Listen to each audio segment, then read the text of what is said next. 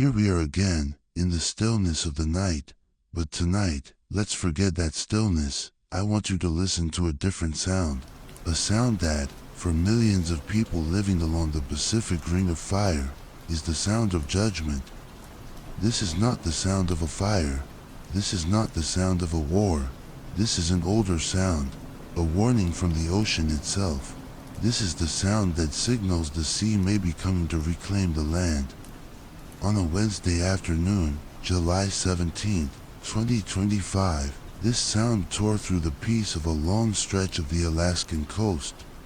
From Unamag Pass to Kennedy Entrance, towns like Kodiak, Cold Bay, and Sand Point were all drowned in the scream of these sirens.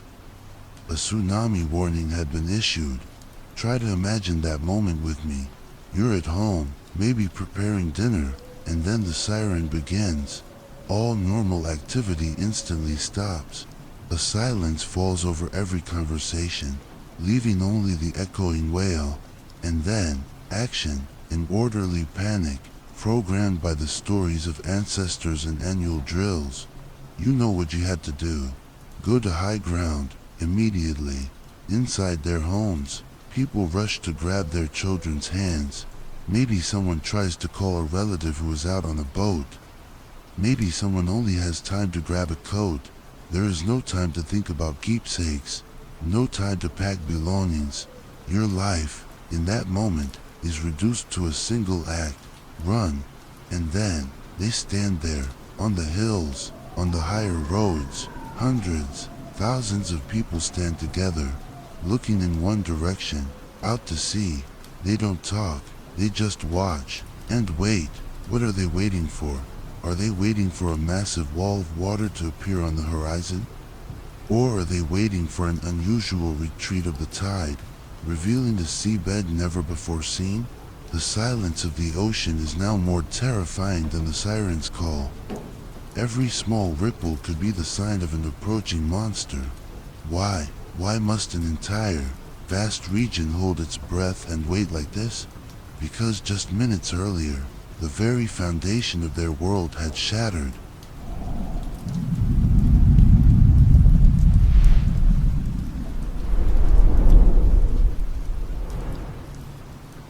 Let's go back to 12:38 p.m.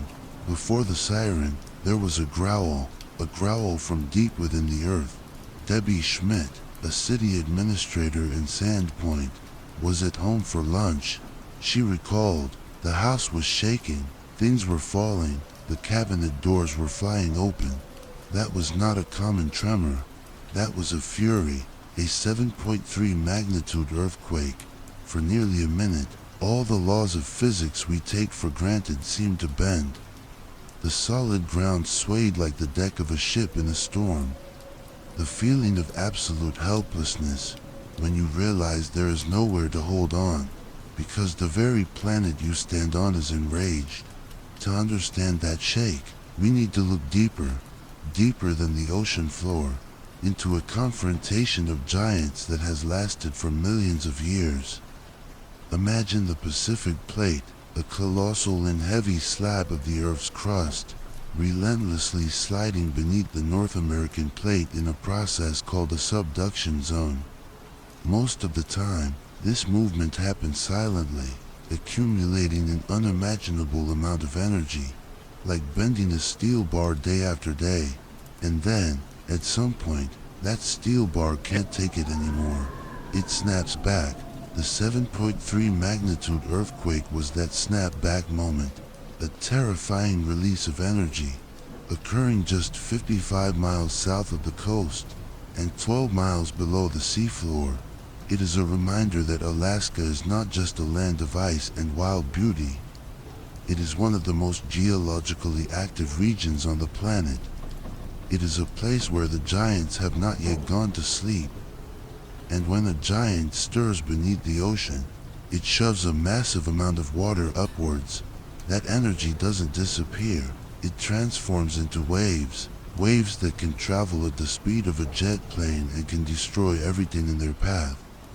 That is why, as soon as the ground stopped shaking, the sirens had to scream, Have you ever felt the ground beneath your feet was no longer solid?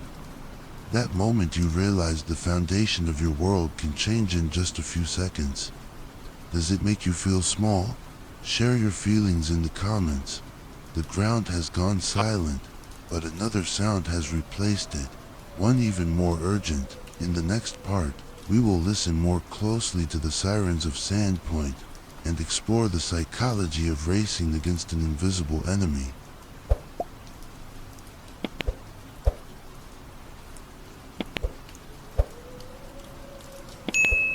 The Sirens of Sandpoint. In the last part, the earth spoke, and now, humanity responds. Listen to that sound. It's not the sound of a fire. It's not the sound of a war. This is an older sound. This is a sound designed to tap into the most primal fear encoded in our DNA. We creatures who live by the coast, the fear of the ocean overspilling its bounds. In Sandpoint, in Kodiak, in Cold Bay, that siren tore through the peace of a Wednesday afternoon. It was a command that needed no explanation. It had only one meaning: go up. And then, the movement began, an evacuation unlike one in a Hollywood movie. There were no screaming crowds, no disorganized chaos. This is Alaska. This is a place where people have learned to live with giants. Their response was an orderly panic, a dance practiced over generations. Join me inside a house in Sandpoint at that moment. A mother is in the kitchen. The siren wails. She doesn't scream. She just puts the knife she's holding down on the cutting board. Very slowly. Then she turns, walks quickly into the living room, where her young son is playing on the floor. She doesn't say, "Hurry, there's a tsunami," she says, with a voice trying its best to remain calm. "Hey sweetie, it's time for us to go for a little walk. Put your jacket on." She takes his hand, grabs the car keys. Her eyes scan the room, the photo album on the table, the picture her son drew yesterday, still on the fridge, the memento of her late husband, still on the mantelpiece. There is no time. In a moment of crisis, you realize that everything you thought was important, all the objects you spent a lifetime accumulating, suddenly become meaningless. Only one thing has value: the hands you are holding. Let's go out to the harbor. A fisherman has just heard the siren. He looks at his boat, his biggest asset, the livelihood of his entire family. A part of him wants to rush out, to try to pilot it into deeper water where it might be safer from the waves. But another part of him looks toward the hill behind the town, where his wife and children are waiting. It's a choice with only one possible answer. He turns his back on the boat and starts to run. Your life, in those moments, is reduced to the most instinctive decisions.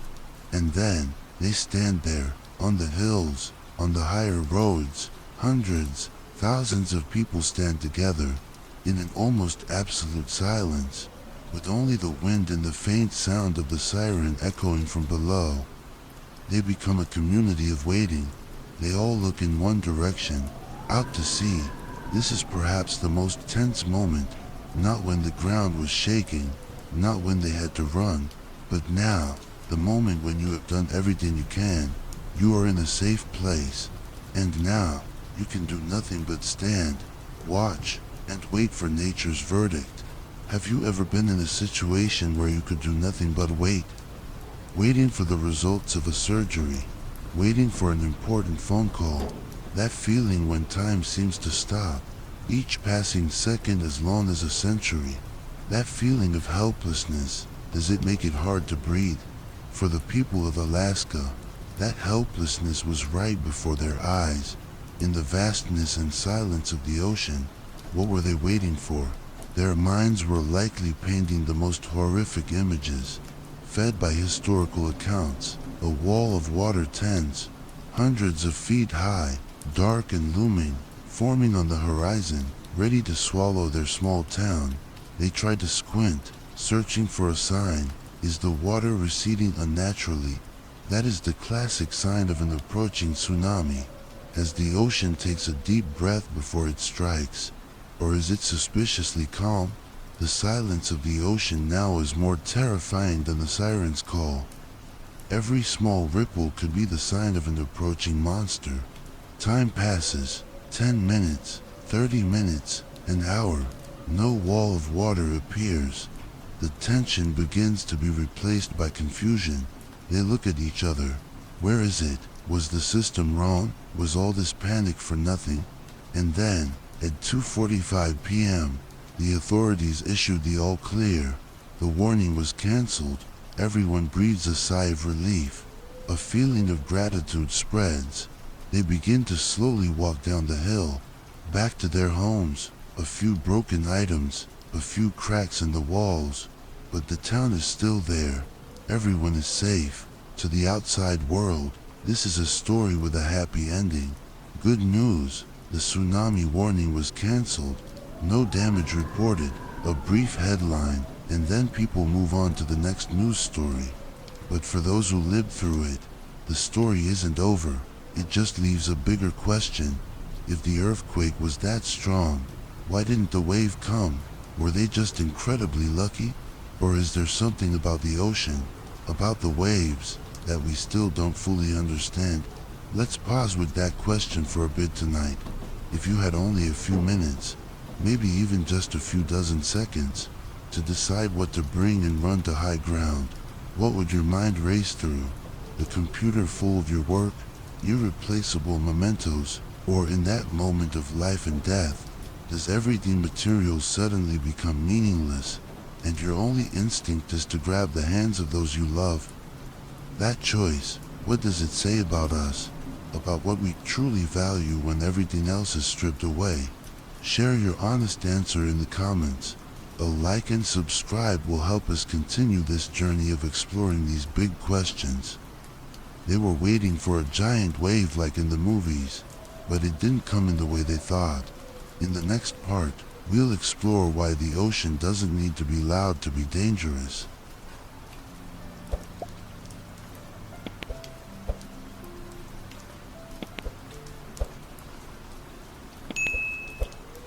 Why the ocean doesn't need to be loud.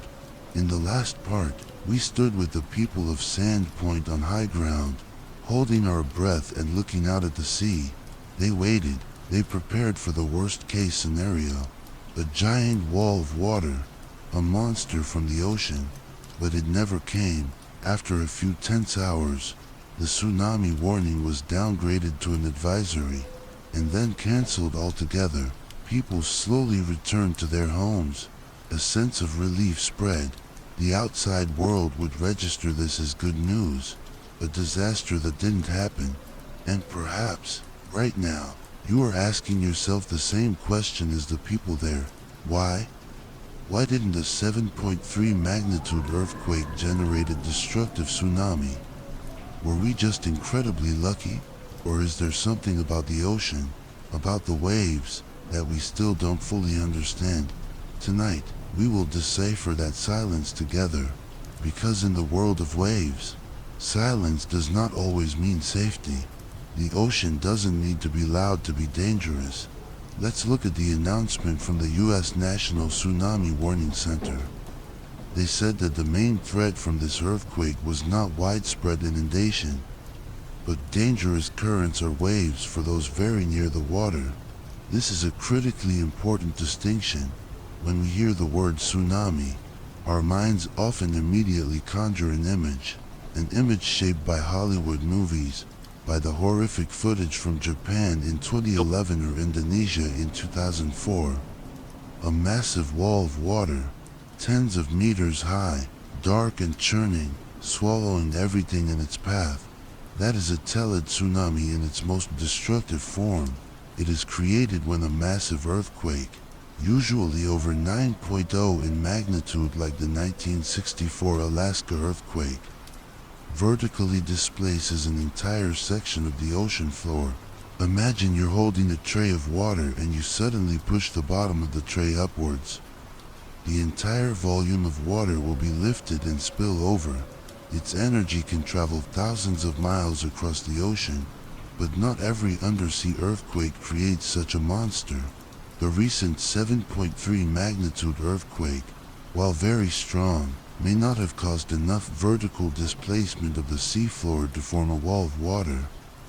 However, it still created another hazard, a quieter killer. The earthquake's energy was still transferred to the water, creating unusual, powerful waves and currents. They might not be high enough to flood the city, but they are strong enough to capsize a boat, to sweep a person walking on the beach out to sea, or to destroy the structure of a harbor. That's why, even without a giant wave, the warning was still issued. The ocean after an earthquake becomes unpredictable. It's like a giant who has just been awakened, even if he isn't enraged. His small movements are enough to endanger the tiny creatures around him. But that's not all. In Alaska, there is another type of tsunami, one even more terrifying than those born from the shifting of tectonic plates. Landslide-generated tsunamis. Imagine, instead of pushing the tray of water up from below, you drop a very large rock into the middle of the tray. The water won't rise slowly. It will create massive waves that slam into the sides of the tray almost instantly. That is precisely what happens in the narrow, steep fjords and bays of Alaska. An earthquake can shake an unstable mountainside, causing millions of tons of rock, soil, and ice to collapse into the bay. That enormous volume of material displaces an enormous volume of water, creating a localized wave of unimaginable height. That is a mega tsunami. The 1958 Lituya Bay tsunami is a terrifying example. A 7.8 magnitude earthquake triggered a massive landslide, creating an initial wave estimated to be 1.720 feet high, over 520 meters. It was taller than the Empire State Building. That wave scoured all the trees from the opposite mountainside, leaving a bare scar that is still visible today. And what is the most terrifying thing about this type of tsunami? It can happen without a major earthquake. Sometimes, a mountainside becomes too heavy after heavy rains, and it collapses on its own. There is no tremor to act as a warning. There is no time for the global warning system. The wave can be generated and hit the shore within just a few minutes. That is why Alaskans don't just listen for the sirens. They also had to listen to the land itself. Any prolonged shaking is a command to evacuate. So, the wave that the people of Sandpoint were waiting for didn't come. But that doesn't mean the danger wasn't real. It simply arrived in a different, quieter form. It's like you're facing a wild animal. Sometimes, the danger isn't its roar, but its silence as it stalks you. I bet when I say the word tsunami, your mind immediately conjures a familiar image, one that Hollywood has seared into our subconscious, a giant wall of water, as high as skyscrapers, swallowing the city with a destructive roar. But after tonight, after we have walked together through the terrifying silence of Sandpoint, perhaps another image has begun to form in your head, right? A danger without a roar, a silent killer hidden in abnormal currents, in waves not high enough to make the evening news, but strong enough to take a life. Which image is clearer in your mind now? The wall of water from the movies, or the invisible current of reality? Let me know your thoughts in the comments. A like and subscribe shows that you're still here with me, exploring the mysteries of nature. The wave from this earthquake didn't arrive, but that doesn't mean it doesn't exist. It exists, not in the ocean, but in memory. Memories carved deep into the mind of every community, passed down like an oath.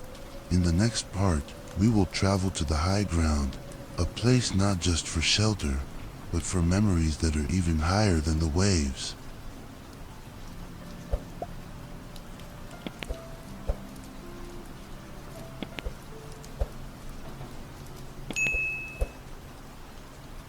Cold Bay's high ground and higher memories. In the last part, we discovered a paradox, that a powerful earthquake might not create a wall of water, but the ocean's silence can still hide deadly dangers. The wave from the 7.3 magnitude earthquake didn't arrive like a monster. It was just a whispered warning, and when the sirens fell silent, people returned to their homes with a story to tell, an event to remember. But why did they react so quickly and in such an orderly fashion? Why, when they heard the siren, was their first reflex not doubt, but action? To answer that question, we must understand that the people standing on the hills in Kodiak or Cold Bay that night were not just standing on geographically high ground. They were standing on the high ground of memory, and in that memory, there is a giant ghost that has never faded, the ghost of 1964. Let's travel back with me, not a journey into space, but into time, to Good Friday, March 27, 1964, at 5:36 p.m., a 9.2 magnitude earthquake, the second most powerful ever recorded in world history, shook Alaska. It didn't last for a minute, it lasted for nearly 5 minutes. 5 minutes during which the earth seemed to want to tear itself apart. In the city of Anchorage, the ground liquefied, paved streets rippled like the surface of the sea, buildings collapsed. In the town of Portage, an entire area sank permanently below sea level. But that was only the prelude to the nightmare. That earthquake generated not one, but a series of tsunamis. First were the local tsunamis, created by massive landslides triggered by the shaking itself. In places like Valdez, Seward, and Whittier, these waves hit before the ground even stopped shaking. Imagine that. You are trying to hold on to something while the entire world around you is collapsing. And then you look out the window and see a black wall of water rushing toward you. No time to run, nowhere to hide. A witness in Seward recounted seeing the city's harbor being lifted up by a wave, then thrown inland like a toy. After those local waves, the bigger monster began to arrive, the tsunami. Born from the displacement of the seafloor, began its journey. It not only devastated the Alaskan coast but continued across the Pacific, causing damage as far away as Hawaii and California. In total, 131 people were killed in that dual catastrophe. 122 of them were due to the tsunamis, and of those, 82 died from the local tsunamis, the waves that came too fast. Without a single word of warning, it is a scar that has never healed in the Alaskan psyche. Try to imagine you are a child who survived that night. Maybe you lost a relative. Maybe you saw your home washed out to sea. That memory, that sound, that image will follow you for the rest of your life. And then, you grow up, you have children, grandchildren. What story will you tell them on cold winter nights? You will tell them about the day the ground roared and the sea grew angry. You will show them where the high ground is. You will teach them that when the ground starts to shake, don't hesitate, don't wait, just run. It is no longer a lesson from a textbook. It is a truth passed down through blood and tears. It is part of their cultural DNA.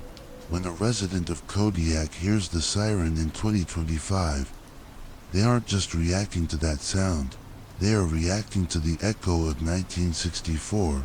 They are acting on the collective memory of an entire community. Their obedience is not weakness. It is wisdom bought at a very high price. The high ground is not just a geographical location to escape the water. It is a sacred space, a place where the memory of the dead is honored by the actions of the living.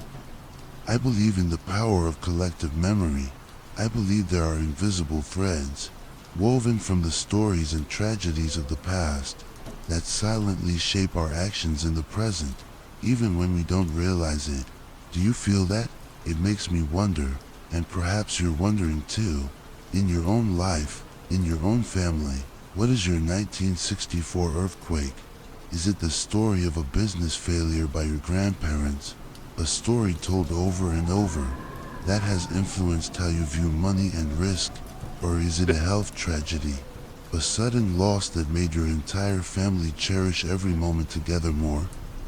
We each have our own earthquake, don't we? An event that has been seared into our collective memory and taught us unforgettable lessons.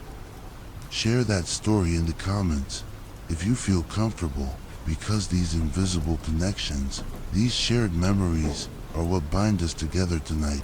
A like and subscribe will help us continue to explore them. History is a stern teacher, but sometimes I wonder, are we good students, or does our memory, like the coastal cliffs, eventually get eroded by time and peace? In the next part, we will talk about what history warns, but people often forget.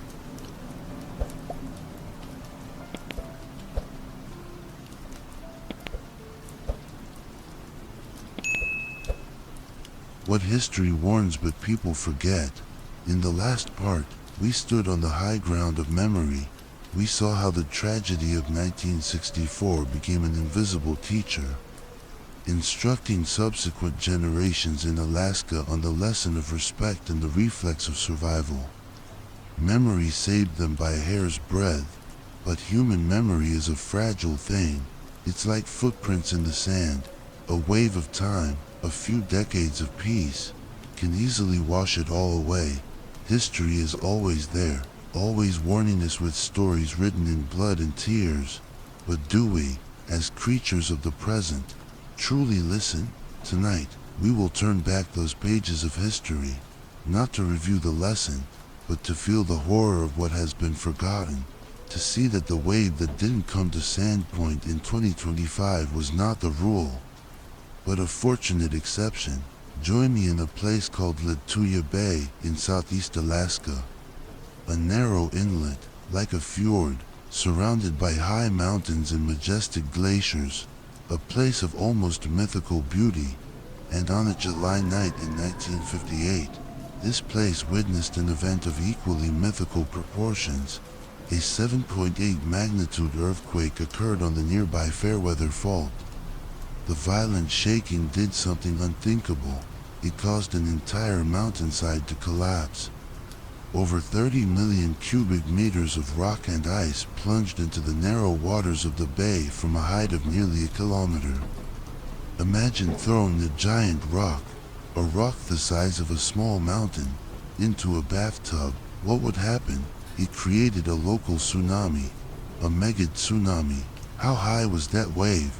The evidence scientists later found is still chilling. The wave washed up the opposite mountainside, sweeping away all the trees and soil, leaving a bare streak at an elevation of 1.720 feet, 1,720 feet, over 520 meters. To give you some perspective, that is taller than the Empire State Building in New York. It is nearly 3 times the height of the Statue of Liberty. A wall of water half a kilometer high formed and swept through the bay at terrifying speed. There were a few fishing boats in the bay that night. Most vanished without a trace, but there is one unbelievable story of survival. A father and son on their boat felt a powerful jolt. Then they saw the mountain collapse, and then they saw the wave coming. They had nowhere to run. They could only hold on tight to their boat, and the wave did not sink them. It lifted their entire boat up, carrying it over the tops of the tallest spruce trees, across a spit of land, and dropped them on the other side of the bay. They had ridden the tallest tsunami ever recorded in modern history and lived to tell the tale. That is the power of a landslide, a warning that, in Alaska, the enemy doesn't just come from the shifting of the ocean floor, but also from the very mountains standing silently around them. And that wasn't the only time. Alaska's history is filled with such stories. In 1883, the Augustine volcano erupted, and one of its flanks collapsed into the sea, creating a 20-foot wave that slammed into villages on the other side of Cook Inlet. More recently, in 2015, a landslide in Icy Bay, also caused by heavy rain weakening the rock, generated a wave up to 600 feet high. History constantly knocks on the door, constantly reminding, but why, despite such horrific warnings, does the human psyche tend to forget? It's because of one of our most powerful cognitive biases, optimism bias. We have an unconscious belief that terrible things, especially disasters of such a large scale, won't happen to us in our time. That's a story from the past. Technology is different now, and there is an even more subtle psychological trap created by events just like the 2025 earthquake. When a tsunami warning is issued, and then nothing happens, it can inadvertently reinforce complacency. The first time, you will be scared and run for the hills. The second time, you might still run, but with a little skepticism. And by the third or fourth time, you might tell yourself, it's just another false alarm. It's probably nothing. It's just like the story of the boy who cried wolf. The safety of the present can erode the painful lessons of the past. And that is precisely when we are most vulnerable. Have you ever scrolled through the news and felt a strange fatigue? An unwelcome numbness, a flood in Asia, a wildfire in Europe, a hurricane in America. After a while, these tragedies seem to blend into a constant background noise. It makes me wonder, and perhaps you too, are we becoming desensitized? Does exposure to so many warnings actually make us more vigilant, or is it just teaching us how to ignore them more effectively? Let's try a small thought experiment right now. Think of a major disaster that happened 5 years ago. Can you still remember how you felt then? The anxiety, the empathy, or is it just a faint memory? An old headline? How long does your memory last? A week? A month? A year? Be honest with yourself and share that reflection in the comments. A like and subscribe will help us continue this important dialogue. We have talked about waves that take hours to arrive from distant earthquakes. We have talked about local tsunamis generated by landslides. But the truest and most constant danger for Alaska lies in another type of tsunami. A type where, from the moment you feel the ground shake, you have only a few minutes to decide between life and death.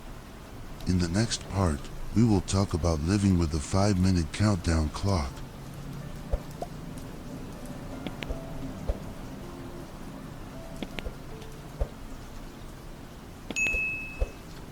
Living with a 5-minute countdown.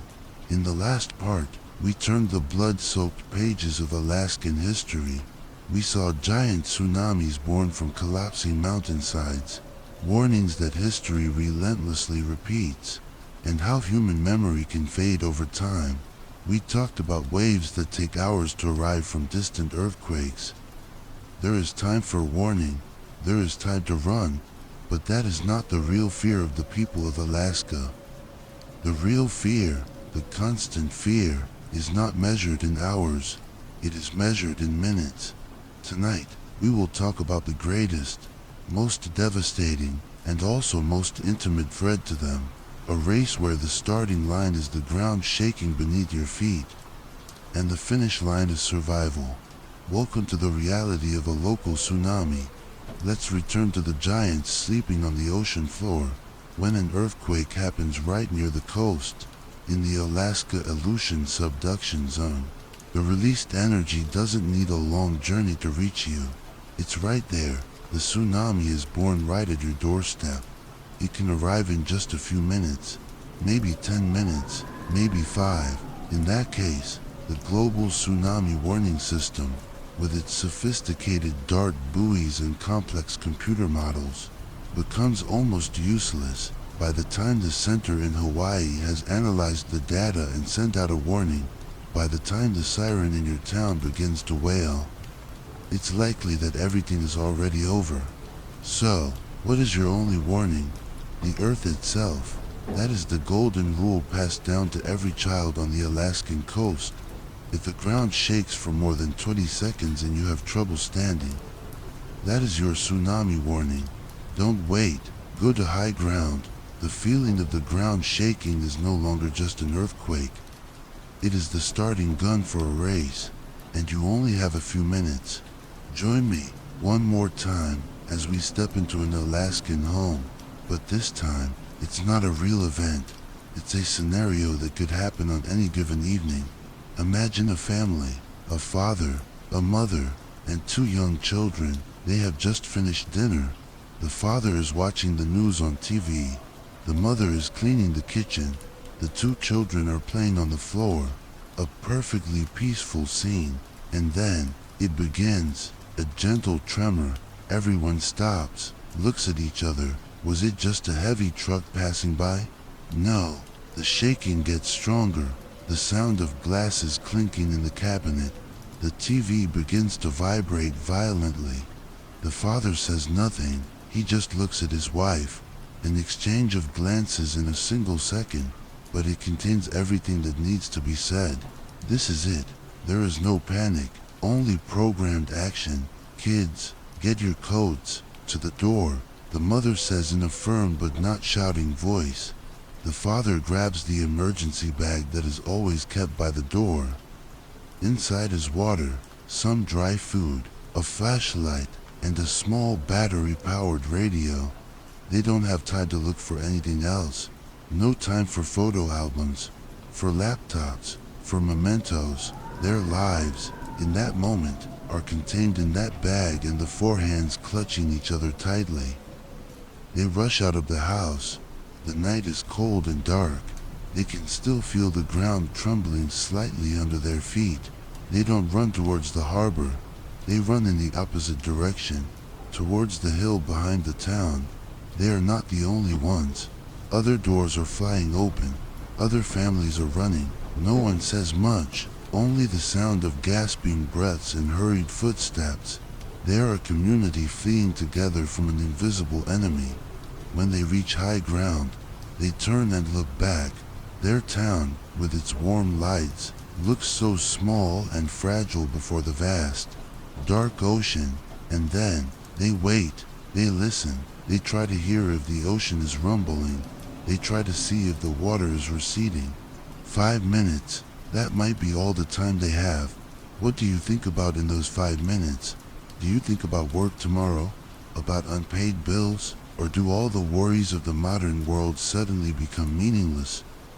Perhaps, in those 5 minutes, your mind has only the most basic things, the love for the people standing next to you, and a single question: are we high enough? Living with a 5-minute countdown clock like that, how does it change you? It changes how you build your house. You build it stronger, and perhaps, not too close to the coast. It changes how you arrange your things. The emergency bag is never in the attic. It is always by the door. And it changes how you teach your children. The first lesson you teach them isn't the alphabet. It is, when the ground shakes, we run up the hill. No questions asked. Just run. It is not a life of constant fear. Humans cannot live like that. Instead, it creates a state of constant readiness. A deep, almost religious respect for the power of nature. You don't conquer it, you don't ignore it, you learn to listen to it, and hope that when it gets angry, you will be fast enough. 5 minutes, does that thought make your heart beat faster? Mine does, immediately. My mind races through a series of images, the faces of my loved ones, the dog sleeping in the corner, the passport in the drawer. And then I wonder, and perhaps you are wondering too, could we really stay calm? Or would all our rationally laid plans dissolve in the panic of instinct? Where is our true limit between preparation and fear? What is your 5-minute plan? If the unthinkable happened tonight, share it honestly in the comments. A like and subscribe shows you're still here, facing these difficult questions with me.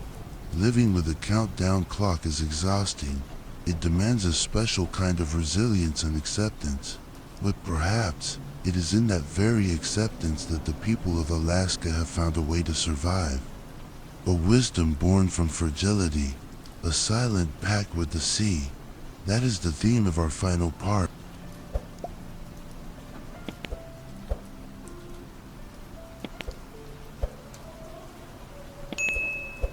Alaska's quiet pact with the sea. In the last part, we lived on a 5-minute countdown. We felt the urgency, the helplessness, and the resilience of a people who must always be ready to flee an enemy that gives no warning. Such a life, to us who live in faraway places, might seem like a life of constant fear, an existence full of exhaustion and stress. But perhaps we've been looking at it the wrong way. Tonight, in the final part of our journey, I want to invite you to look at that relationship from a different perspective. Not from the angle of fear, but of understanding. Perhaps the people of Alaska do not live in fear. They live in a different state, a state that our modern civilization has perhaps lost. They live in respect. When you live in a place where the ground can betray you at any moment, where the ocean can reclaim everything in just a few minutes, you lose the illusion of control.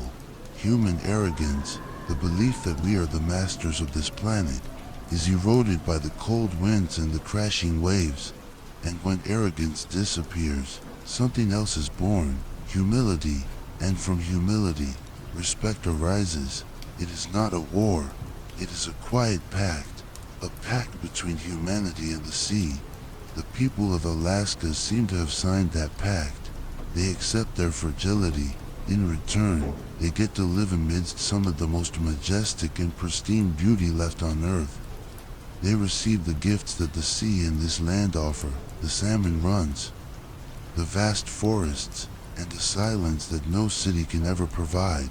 That pact is not written on paper. It is written in daily actions. It is in the way a fisherman looks at the sky, reads the clouds, feels the direction of the wind, not just with modern instruments, but with an instinct passed down through generations.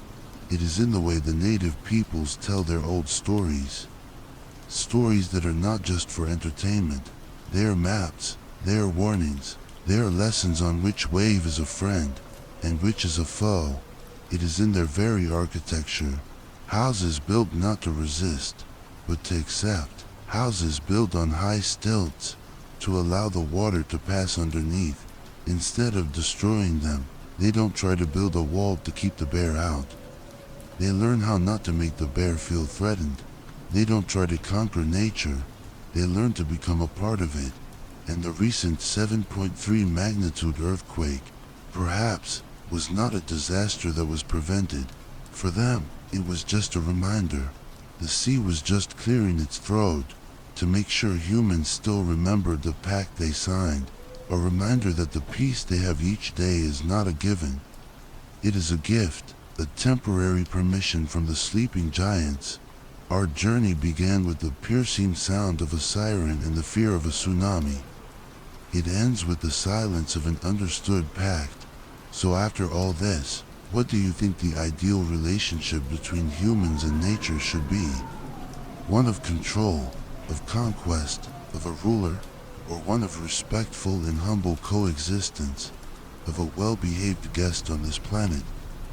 Leave your final thoughts in the comments. Thank you for staying awake with Sleepless Mind throughout this journey to the distant land of Alaska. Your patience and reflection are an invaluable inspiration. If these stories meant something to you, please leave a like and subscribe so we can continue to be together on the long nights ahead. It is very late now. The next time you stand before the sea, try to listen. Don't just hear the crashing waves, but listen for the breath of a giant. And perhaps, you too will feel a part of that quiet pact. Sleep well.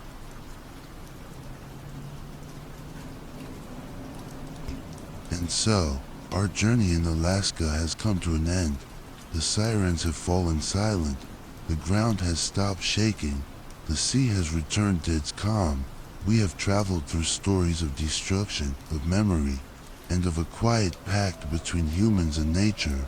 And perhaps, as the story closes, you, like me, feel that something still lingers in the mind, an echo, a vague feeling that this story, though it took place in a faraway land, has a relevance to our own lives. Tonight, we will no longer speak of Alaska. We will not speak of earthquakes or tsunamis. We will speak of you, and of me, We will speak of the invisible subduction zones and tsunamis in each of our own lives.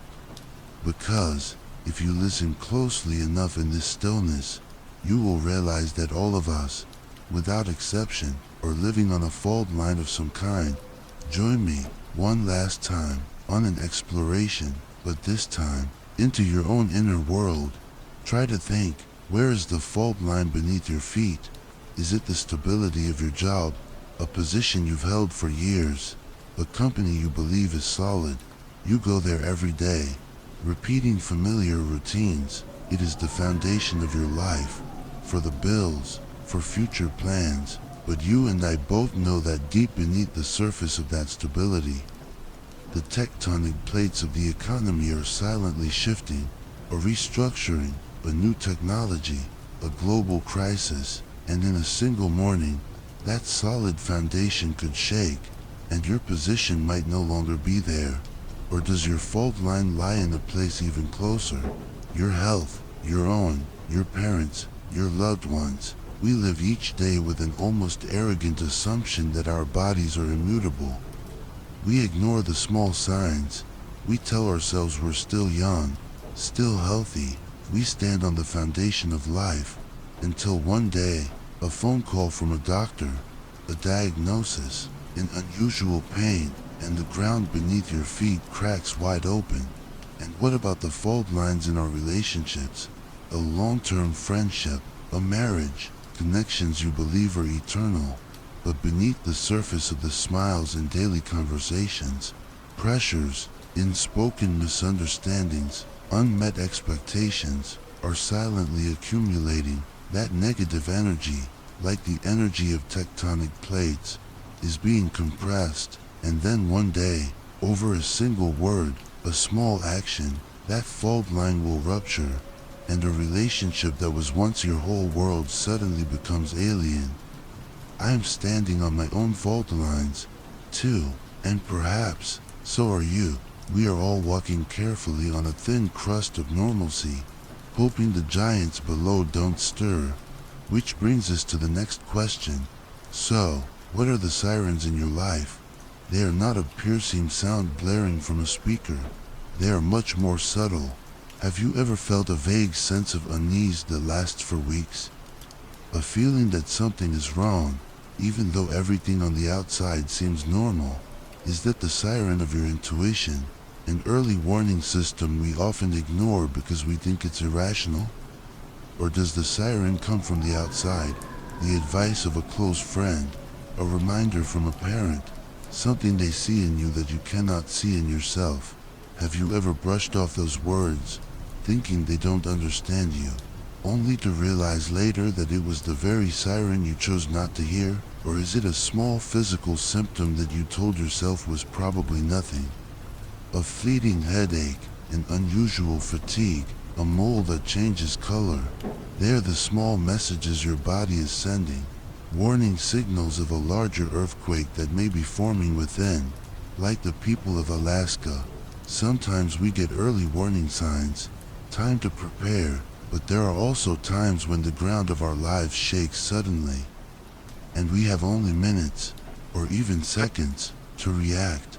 A phone call in the middle of the night, an unexpected text message, a single moment when your whole world changes. In those 9.0 magnitude earthquakes of our lives, what are we to do? And that leads us to the most important question. So what is the high ground in your mind and in your life? When everything collapses, where do you run? Is it financial security, the savings you disciplined yourself to put away?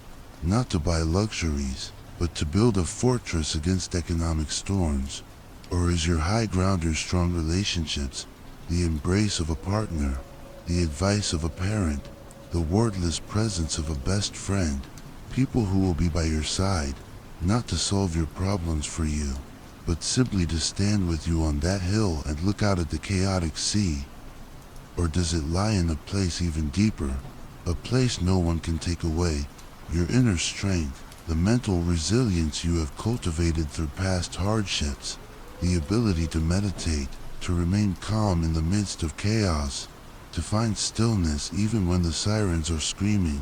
Or is it a spiritual belief, a philosophy of life that helps you find meaning even in events that seem utterly meaningless? And in the emergency kit for your soul, what have you prepared when you have to leave everything behind? What will you carry with you? Is it courage, wisdom distilled from past mistakes, or the memory of love, the thing that will keep you warm on the long night of waiting? Life, just like the land of Alaska, is inherently fragile. There are no guarantees for tomorrow. There is no wall high enough to withstand every storm. And perhaps, the final lesson this journey brings us is not how to eliminate all risk. That is impossible. The final lesson is to learn how to make a pact with the uncertainty of life itself. Just as the people of Alaska make a quiet pact with the sea, we too need a pact with ourselves, a pact that we will not live in fear, but we will not live in denial either. We will accept our fragility. We will respect forces greater than ourselves, whether they be nature or fate, and we will never stop cultivating wisdom, courage, and love, so that when the ground beneath our feet is no longer solid, we know where to run. Our journey tonight truly ends here. Thank you for bravely walking with me into the terrifying lands of geology and the hidden corners of the soul. So, have you found your own high ground? What have you prepared in the emergency kit for your soul? Share it, if you feel comfortable, in the comments. Your sharing might just be a lighthouse for someone else who is also walking in the dark, searching for their own high ground. Thank you for being a part of Sleepless Mind. It is very late now. Take a deep breath, and remember that while the fault lines are everywhere, the resilience of the human spirit is as powerful as the tectonic plates themselves. Sleep well.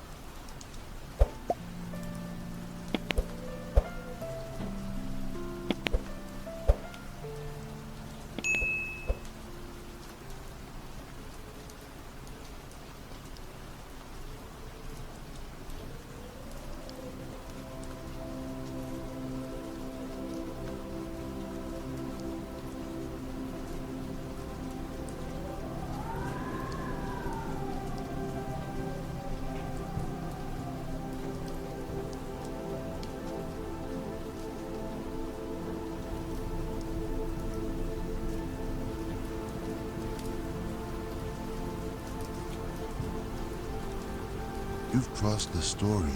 You felt every pulse in the dark, and I was there with you, quietly, always. That's why I left behind one last thing. Not to explain, not to impress, just to stay with you a little longer. A song I chose with care, as if tucking you in from across time and space. So go on, lay back. The music knows where to take you.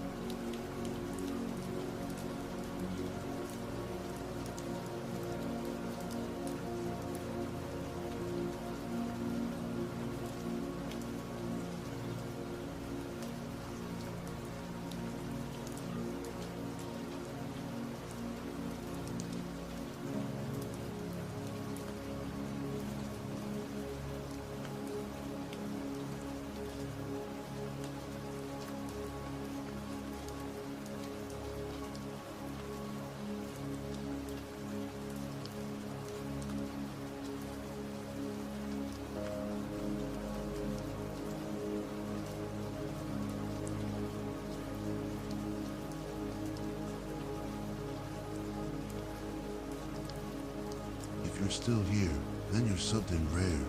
Not many stay this long. So, thank you for choosing to stay. I'm here too, still awake, surrounded by the quiet glow of my editing screen, shaping the next stories just for you. If there's anything you want to leave behind, a whisper, a suggestion, even just a symbol, drop it in the comments. Because maybe, tomorrow night, you'll hear yourself echoed in a story that's never been told before.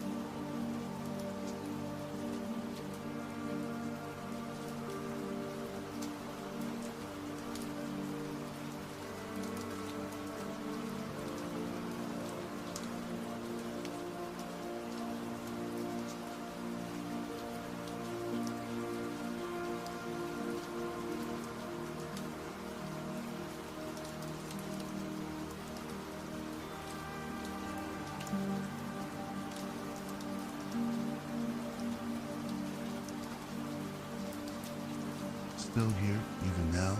I have a feeling part of you is still wandering somewhere between wakefulness and dreaming. I know that feeling well because I'm still awake with you. In a quiet room, I'm gently laying out layers of sound, each breath, each beat, preparing the next journey we'll take together. If you're still listening, leave me a sign. Let me know how you're feeling or just where you are in this vast world. Because right now, in this stillness, you are not alone.